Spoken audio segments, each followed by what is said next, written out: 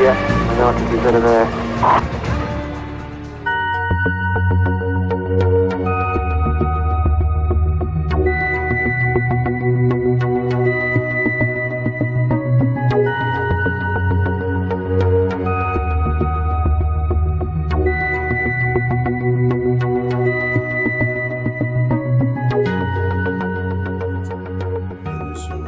C'est Manu, avec aujourd'hui un petit déballage de la nouvelle VBC Racing, la Lightning F, qui est leur nouveau châssis de compétition F1, qui va remplacer, enfin je sais pas si ça va remplacer d'ailleurs, qui va continuer la lignée des belles Formule 1 chez VBC Racing, avec un design complètement différent de ce qui avait été fait pour la Flash 04, on va le voir un petit peu plus tard dans le montage de cette F1, avec des choix, on va dire, plus épurés par rapport à l'ancienne version.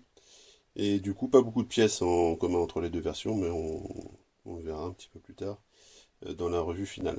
On va regarder ce qu'il y a un petit peu dans le kit. Donc d'abord, faire un petit tour de la boîte.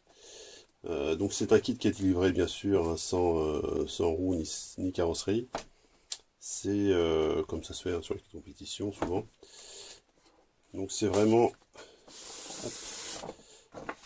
le premier coup d'œil qu'on va acheter ensemble. J'ai pas regardé non plus du tout ce qui est à l'intérieur, ça va être un peu la surprise.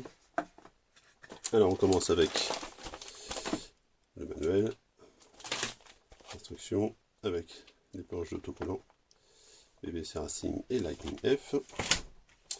Alors chez VBC, hein, tout était monté par étapes, on reprend la même configuration avec ces étapes. Alors on voit, hop, je pense que la première étape ça va être le châssis. Voilà. Donc un châssis très léger, très épuré. On voit pas mal d'ajourements. Qui a l'air assez fin quand même. Hein. Ça a l'air d'être du 2 mm en carbone. Un nouveau diff, alors avec un axe apparemment acier. Ouais, c'est ça, ça a l'air d'être un axe en acier. Une couronne en 64 dp avec les billes. Un nouveau corps de diff aussi, a l'air un petit peu léger. C'est un petit peu le mot d'ordre en fait de cette F1, c'est vraiment épuré par rapport à ce qui avait été fait sur la Flash. On retrouve des réglages d'excentrique pour la hauteur de caisse, alors que sur la Flash c'était l'ensemble du pod qui montait et qui descendait qui était serré. On en revient à quelque chose de plus classique en F1, avec apparemment des plateaux, ouais, ce qui fait un petit peu en pannecar, ça ressemble un petit peu à des diffs de pannecar, c'est un petit peu la même chose. On va regarder un petit peu donc le nouveau train avant de la VBC Lightning F. Donc c'est un train avant, on peut dire, je sais pas si on peut dire monobras, mais donc d'un seul bloc en carbone. C'est train avant supérieur ça. Les trains avant inférieur. Je sais pas si on voit bien les pièces. Et la platine là, on voit ici la platine. Donc c'est d'un seul bloc, un petit peu comme ce qui se fait sur la TRF 101 chez Tamiya. Ce qui permet d'avoir une rigidité sur le train avant et donc d'être très efficace par exemple sur des châssis à fort grip, puisque c'est là qu'on va la destiner la plupart du temps. Ce sera en catégorie stock, je pense, qui tirera vraiment son épingle du jeu en 190 mm ou 180 mm,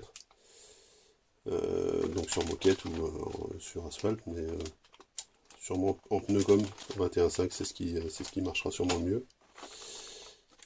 On voit quand même que les pièces en carbone sont vraiment travaillées. Et vraiment, voilà, assez minimaliste. Au niveau de la taille.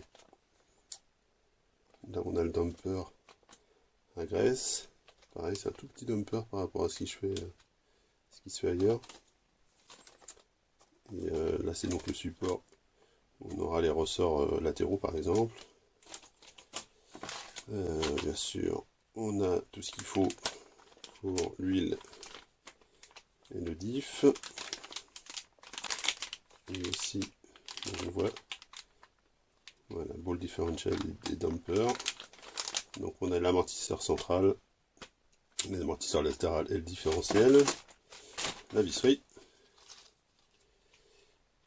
les supports de carrosserie.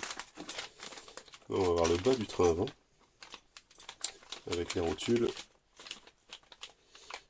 Et les kingpins, voilà, on va avoir les kingpins ici. Alors on va retrouver les mêmes fusées que sur la VBC, je crois que c'est à peu près les seules pièces qu'on va retrouver de commun entre les deux châssis.